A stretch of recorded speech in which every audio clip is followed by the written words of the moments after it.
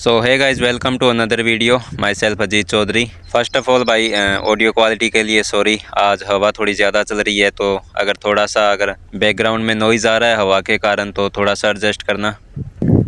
तो आज बेसिकली बात करेंगे भाई, जो ऑस्ट्रेलिया के वीज़ा रिजेक्शन आ रहे हैं, फ़ाइल रिजेक्ट हो रही है, उसके रीज़न क्या है और आप किस तरह से अपनी फ़ाइल को सेव कर सकते हो। तो अभी कुछ लोग बोलेंगे भाई कि आपने जो लास्ट वीडियो डाली थी उसमें तो आप बता रहे थे कि अभी मतलब काफ़ी ज़्यादा इजी होने वाला है सीन और ऑस्ट्रेलिया के वीज़े लगने स्टार्ट हो जाएंगे। तो हाँ, वो बात सही है। अभी ऑस्ट्रेलिया पीछे काफ़ी ज़्यादा स्ट्रिक्ट था, लेकिन अभी इस ईयर के एंड होते होते ये चीज़ें काफ़ी इजी हो जाएगी और वीज़ा मतलब रिजेक्शन कम हो जाएगी और वीज़ा लगने लग जाएंगे इजीली। बट स्टिल रिजेक्शन के कुछ कारण रहते हैं जो मैं आपको इस वीडियो में आज बताऊंगा। तो भाई, फ़ाइल रिजेक्ट होने के मेनली 3 कारण हैं। तो वो कारण है, पहला गैप, दूसरा डॉक्यूमेंट्स और तीसरा भाई आपका एजेंट। अब इसमें जो डॉक्यूमेंट्स वाला पॉइंट है उसमें अलग अलग कुछ पॉइंट्स और है, वो भी मैं आपको इसमें क्लियर कर दूंगा। और एजेंट का मैंने क्यों बोला है वो भी भाई पूरा ध्यान से सुनना। तो मैं आपको एक एक करके तीनों पॉइंट्स बताऊंगा और इनमें कौन कौन सी चीज़ें हैं जिनका ध्यान रखना है आप लोगों को, और कौन कौन से वो वीक पॉइंट्स हैं जिनको अगर आपने सही कर लिया तो भाई आपके रिजेक्शन के चांसेस बहुत ही कम हो जाएंगे। तो भाई वीडियो को पूरा ध्यान से देखना और मेरी बातों को पूरा ध्यान से सुनना। तो पहला पॉइंट है भाई गैप। देखो यार, मैं आपको ना बिल्कुल सही सही बात बताऊंगा।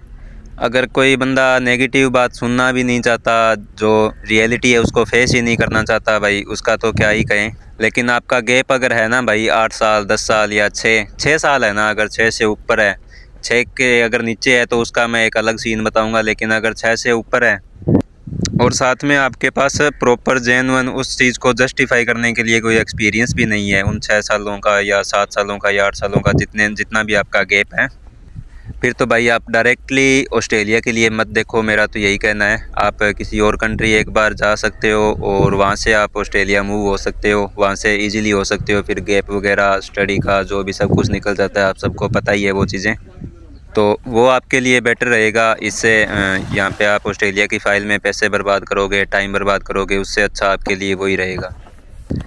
और अब जिनका भाई गैप है 5 से 6 साल का जिनका है, और वो भी ग्रेजुएशन के बाद में, अगर +2 के बाद में किसी का 2-3 साल का गैप आ रहा है तो उनके लिए थोड़ी सी दिक्कतें ज़्यादा होती है गैप के मामले में। जिन्होंने यहाँ पे ग्रेजुएशन की हुई है वो बच जाते हैं, थोड़ा सा उनका सीन सेट हो जाता है। लेकिन उसमें भी भाई आपको ना प्रॉपर उसे जो आपका गैप है उसे जस्टिफाई करना पड़ेगा, आपको जीटी में मेंशन करना पड़ेगा, और भाई जेन्युइन जो आपने किया हुआ है ना वही करना उसमें। अगर आपने कोई प्रोफेशनली वर्क जैसे स्किल का कोई वर्क या कहीं पे एक जगह जॉब नहीं की है, आपकी सैलरी वगैरह नहीं आई हुई है अकाउंट में, तो कोई इशू नहीं है, आपने कुछ ना कुछ तो किया होगा। जो भी काम किया आपने, भले ही आपने खेती ही की है तो की तो है ना भाई। आप जो भी चीज़ें जेन्युइन है वही आप उसमें मेंशन करना, और हो सके तो आपकी जो स्टडी है उससे रिलेवेंट करना, जो आपने पास्ट में स्टडी की है, जिस बेस पे आप लगा रहे हो फाइल, एक तो वो, और एक आप आगे आप कौन सी स्टडी चूज़ कर रहे हो वो, और आपका एक्सपीरियंस, तीनों चीज़ें ना मैच होनी चाहिए, तो उससे फ़ाइल काफ़ी ज़्यादा स्ट्रॉन्ग होती है। अब मैं ना आपको एक एग्ज़ाम्पल के हिसाब से समझा देता हूँ, आपको एक एग्ज़ाम्पल देके। जैसे कि 2 स्टूडेंट है, एक मान लिया कि मैं हूँ, तो मैंने फ़ाइल लगाई कि मैंने एग्रीकल्चर में स्टडी की हुई है और वर्क भी मैंने एग्रीकल्चर में किया हुआ है, जितना भी मेरा गैप था उतने साल मैंने काम किया हुआ है। अब आगे जो स्टडी ले रहा हूँ वो भी मैं एग्रीकल्चर में ही ले रहा हूँ, तो उनको फ़ाइल देखते ही पता चल जाएगा कि हाँ, सेम फील्ड में ही बंदा आगे बढ़ रहा है। और दूसरा भाई, वो जिसने बीए की हुई है उसके बाद में वर्क एक्सपीरियंस लगा रहा है अकाउंटिंग का, और आगे वो नर्सिंग ले रहा है, तो आप खुद सोच सकते हो कि क्या सीन आगे बैठेगा उसका। भाई उनको फ़ाइल देखते ही पता लग जाएगा कि यार बंदा ये तो पहले ही कंफ्यूज है अपनी लाइफ में, इसको पता ही नहीं है कि क्या करना है क्या नहीं करना। तो थोड़ा उनको डाउट हो जाता है और फिर ज़्यादा मतलब वो आपकी फ़ाइल को बहुत डीपली चेक करते हैं और फिर रिजेक्शन के चांसेस भी बढ़ते हैं। तो भाई ये तो बात होगी गैप की, कि आप गैप अगर बहुत ज़्यादा है तो आप एक बार ऑस्ट्रेलिया की तरफ मत देखो। अगर ठीक ठाक है गैप 5-6 साल का है तो आप उसे सही तरीके से जस्टिफाई करके अपनी स्टडी के हिसाब से और आप फाइल प्रोसेस करवा सकते हो। अब दूसरा पॉइंट है भाई डॉक्यूमेंट्स में मैंने आपको बताया था कि इसमें अलग अलग पॉइंट्स होते हैं, जैसे कि इसमें फ़ंड्स हो गए, आपकी पास्ट की स्टडी हो गई, और जो आपके आगे कौन सी स्टडी लेके जा रहे हो वो हो गया। तो ऐसे काफ़ी सारी इसमें चीज़ें हैं, उसको मैं आपको चलो स्टेप बाय स्टेप बता देता हूँ। तो सबसे पहले भाई अपने बात कर लेते हैं फ़ंड की, क्योंकि सबसे ज़्यादा गोलमाल जो होती है ना इसमें ही होती है। एजेंट इसमें घपलाबाजी करते हैं और इसकी वजह से ही भाई ज़्यादा रिफ्यूज़ल आती है। तो सबसे पहले अगर आपको अपनी फ़ाइल को बिल्कुल स्ट्रॉन्ग करना है तो जेन्युइन फ़ंड होने चाहिए। आप खुद के ही शो करो, जितने पुराने होंगे उतना अच्छा है। क्योंकि एजेंट क्या करते हैं कि वो एक बार जब फ़ाइल प्रोसेस करते हैं आपके अकाउंट में डाल देंगे, और आपने सुना होगा कि एयरपोर्ट से बंदे मतलब वापस डिपोर्ट हो रहे हैं, स्टडी वीज़ा हाथ में है उसके बाद भी। और किसी का आपने ये भी सुना होगा कि वीज़ा आने के बाद में रिफ्यूज़ हो रहा है। तो ये सब ना फ़ंड की वजह से होता है। मैं आपको बताता हूँ कि क्या सीन होता है, कैसे ये एजेंट करते हैं। अभी पीछे थोड़े टाइम पहले की बात है, 2 स्टूडेंट पहुंच गए थे, एयरपोर्ट पे पहुंच गए। एयरपोर्ट पे पहुंचने के बाद में भाई उनको डिपोर्ट कर दिया। तो एक्चुअली में हुआ क्या था कि जो उनके फ़ंड शो करवाए थे एजेंट ने, तो जैसे ही वो वहाँ से ट्रैवल उन्होंने किया और वो यहाँ पे ऑस्ट्रेलिया एयरपोर्ट पे पहुँचे, और पहुँचते सारी भाई पीछे से एजेंट ने अपने पैसे वापस खींच लिए, उनके अकाउंट से निकाल लिए।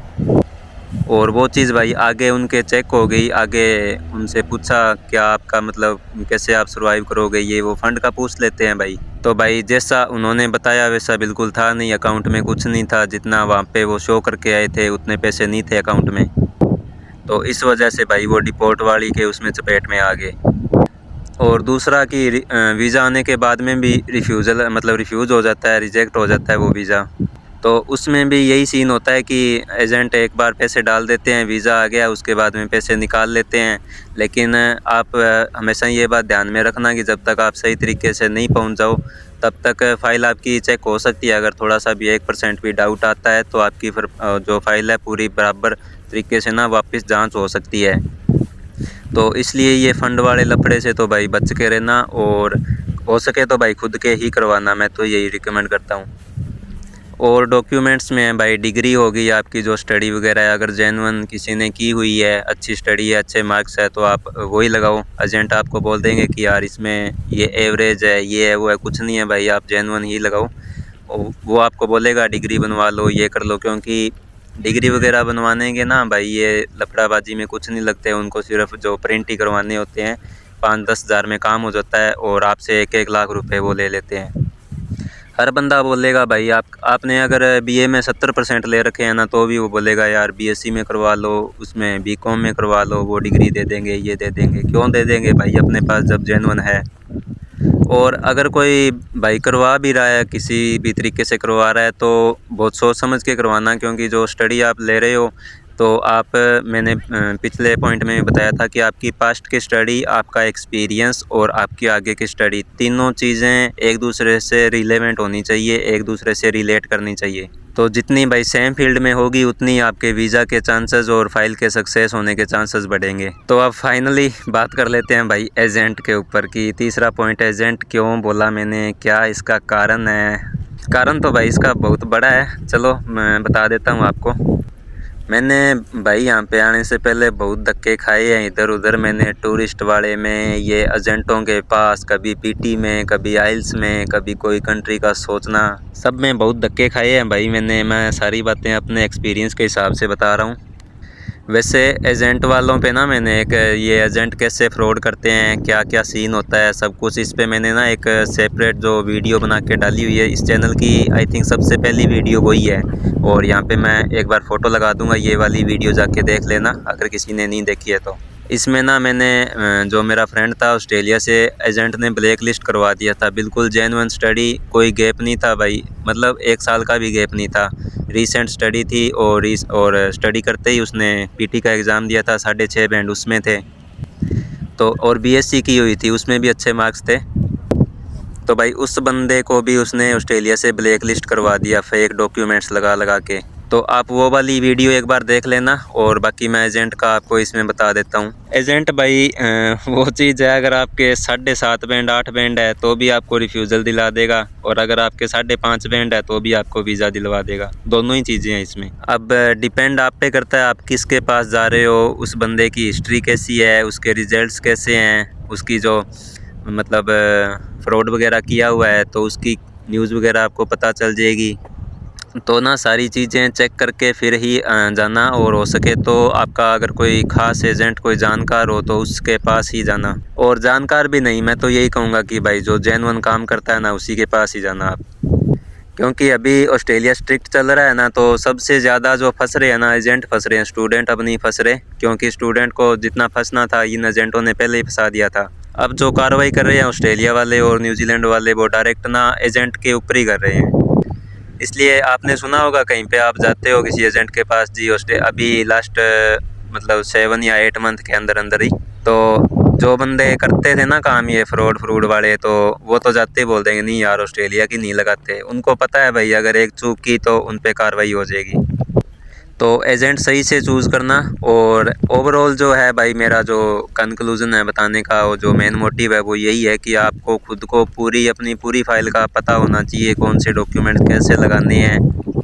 आप एजेंट के कहने पे मत चलो, वो जो बोल रहा है आप वही कर दो कि वो बोलता है ये लगाना है ये लगा दो, इतने पैसे चाहिए ये दे दो, अब ये वो कुछ नहीं भाई। आपको खुद को पता होना चाहिए कौन सा डॉक्यूमेंट लगाना है, कौन सी स्टडी के लिए जा रहा हूँ, कौन सी वहाँ पे जाने के बाद में मेरे काम आएगी पीआर के लिए। तो ये सारी चीज़ें देख के खुद से ही अपने अगर जितनी हो सकती है अपनी खुद स्ट्रॉन्ग कर सकते हैं फ़ाइल, किसी और के भरोसे मत बैठा करो ऐसे। तो यही था भाई आज की वीडियो में। और वैसे अभी ऑस्ट्रेलिया इजी करने वाला है, पूरा प्रोसेस इजी हो जाएगा, तो आप ठंडे दिमाग से थोड़ा सा टाइम दीजिए, अभी वेट कीजिए और उस हिसाब से अपना खुद सोच समझ के और डॉक्यूमेंट्स खुद के अच्छे से तैयार करके अच्छे से फ़ाइल प्रोसेस करवाइए।